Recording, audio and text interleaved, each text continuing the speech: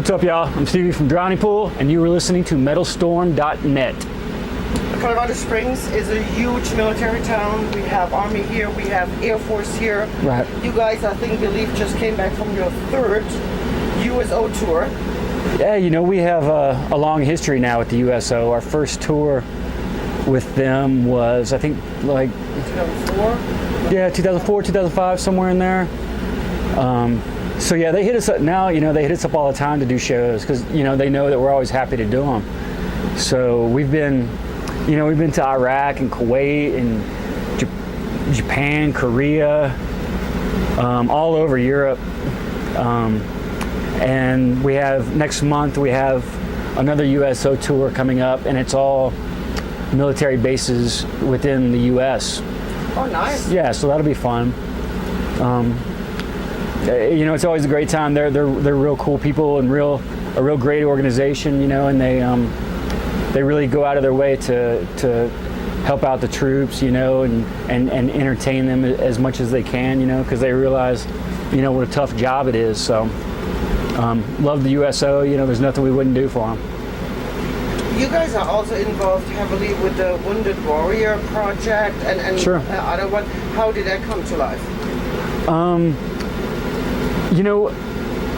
Doing so many USO shows that we've done, we've met a lot of military folks, and we had the chance to visit Walter Reed Hospital, and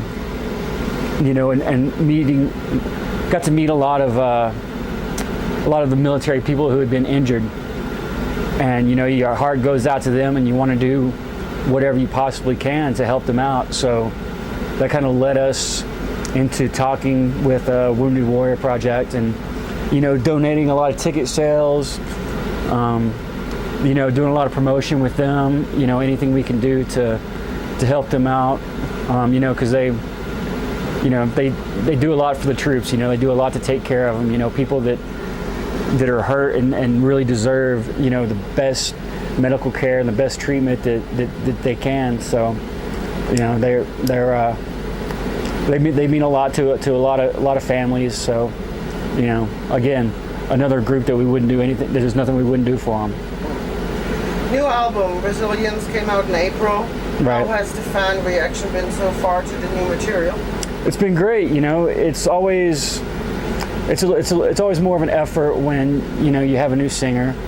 So it took a little while, but Jason has really won over a lot of folks. City by city, slowly but surely. Any doubters there are, like be it on Facebook or the Twitter, hitting us up. Any of them, as soon as they come to a show and see the guy live, they're blown away. So, if he has to go city by city, show by show, and to win over the masses, then that's what he'll have to do, and we're happy to do it. What is your favorite track on the new album? My favorite track on the Drowning Pool album, let's see, it's tough. Probably a song called Understand. That's probably my favorite, but I'm gonna say that my favorite is a song called Bleed With You, because that's the next single. So I'm going with that. Bleed With You is my favorite. Well, mine in order of is Life of Misery, Bleed With You, and Understand. All right, well there you go. We have similar tastes. Fair statement. The new album is geared more toward sing-along, shout-along, anthem rock songs, and not so much There Is a Tear in My Beer. Right. That was certainly a nice cultural change within the band, with switching singers. We really wanted to get back to the root of the band and kind of stop with all of that you mentioned, the self-loathing, if you will, So it was definitely refreshing to make the record like that, because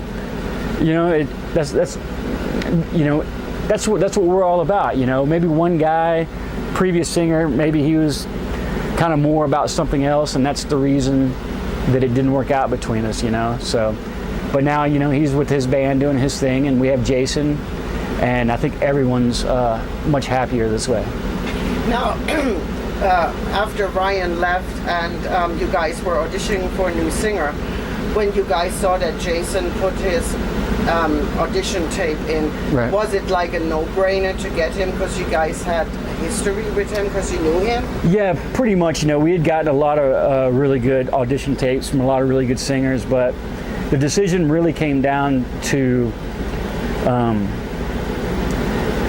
the fact that we have known the guy for a long time and came up in kind of the same music scene there in Dallas, and we wanted a guy that we knew really well, and there wouldn't be this chance of him acting one way to get the job, and then a year later you find out he's a totally different person than how he originally presented himself. We didn't want to fall into that again. So, and it also helped that kind of Jason's tone and the way he approaches songwriting is a lot more kind of the way Dave did it back in the day. So now we're able to kind of feel like we're doing things the way we started doing them, and we're not trying to change and mold songs to fit someone from the outside, if you will. So it makes everything feel a lot more natural and comfortable. So like I said, now everyone's happy. That was actually one of my questions with the lyrical content. Do you guys give Jason free reign, or is there still like a combined, hey, no, this maybe would fit better there? It's definitely combined. Everyone throws in their 2 cents. The writing of every song it's like a committee for us. Everyone's got equal veto power, and we just hash it out. Down to the last syllable, the last note. Everyone has their little stamp on it. So the songs are, everyone feels ownership of every song that way. So Jason's voice is very similar to Dave's in far as the vocal range. Right, absolutely. Does that allow you guys to play more live stuff from your back catalog? Yeah, Jason's, he's got such a great range and a great voice that we can play anything now. Anything from any record that we've ever made, which is, that's the first time that I can say that. No offense to other guys. Some guys have their niche and their vocal range, and they stay within that. And so there's some songs that they can't do. But Jason's able to sing any note from any guy that has ever been in the band. So it's really nice to be able to play some songs that we haven't been able to play in a really long time. Resilience, an ability to recover from or adjust easily to misfortune or change. Right. Was that kind of the back idea with the album title? Absolutely. Kind of the album title came last, and it was we were looking for just one word to kind of sum up not only where the band has been, but also kind of the current situation. We just felt like resilience kind of, just with one word, kind of told the whole story. So that's how, as easy as that's how it became the title. Cover artwork though too, it really represents the words drowning pool. Right. Whose idea was that? What is his name?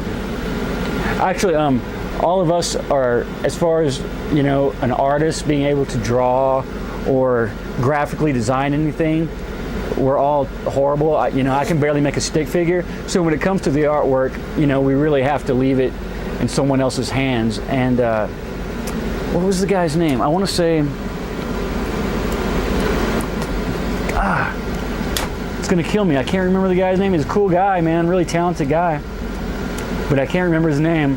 But if you look in the CD and it has artwork and it's got that guy's name, he's responsible for all of it. We had no input whatsoever. We didn't know we had no idea. I mean, we kind of, from the song Finger in a Fist, we kind of had maybe an initial idea of like a fist or a finger or a hand, and he just kind of took that and ran with it. And that's where the whole thing came from. Now, in today's society of iTunes and downloads, how important is the artwork, the cover, and what's all inside for you as an artist or as a musician? Well, I know as like a fan, I love getting the CD and having the artwork and reading through it and all that kind of stuff. But you know, I don't know if the music buying public is as into that anymore. It seems like a lot of people maybe just go and download singles and they never see or appreciate the artwork. So I guess it's just, you know, to each his own. You know, some people just want to get a couple of songs, but you know, for me, I like to kind of to get the whole experience. But you know, I'm old school, so I don't know. Are any of your albums available on LP?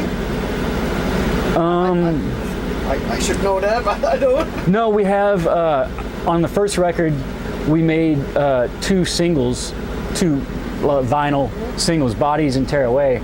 We're both we're both available, but since then we haven't done it. It's cool when it's done. I know when I was a kid, you know, I loved, you know, buying the record. You know, when, you know, I loved like sitting there and like going through my parents, all their old records and everything. You know, that was fun for me as a kid. So it's a shame that, you know, a lot of kids don't get that anymore. But you know, I guess they got video games now. You know, keep them entertained. Right. I don't know. Right, true. Real quick, Lead With You. Are you guys going to do a video for it, and you want people to contribute pictures with somebody who's dear to them? Yeah. You know, we're gonna use all that to kind of tell a story, because the song is kind of about, you know, having each other's back through, you know, the best of times and worst of times. So we wanted to, you know, even though we've been through a lot of, you know, adversity and stuff like that, I know that's, you know, I'm sure there are many people out there that you know, that go through a lot every day, you know, and you have to have that support system, you know, your buddy that backs you up, you know, your family member, whatever. So we wanted the video to include a lot of people's stories and not just our own. Odds and ends questions. Texas Rangers or Houston Astros? Rangers. Dallas Cowboys or Houston Texans? Dallas Cowboys till the day I die. Okay, what's next for Drawing and Cool after this run? We just got a bunch of fly shows where we get to fly out, rock out on the weekend, and then spend the week at home, which will be a nice change, because we've been touring a lot ever since February. So it'll be nice to spend a little time at home. Got a USO tour in September. Then October we go to Russia for a few weeks. Weren't you just in Russia? Yeah, in Europe? Yeah. Going back. So good times. Famous last words to your fans. Thank you for sticking with us through all this bullshit. I promise Jason is the last singer. We love the guy. He's awesome. He's never going anywhere. So thank you for your support through the years. Thanks. All right. Thank you.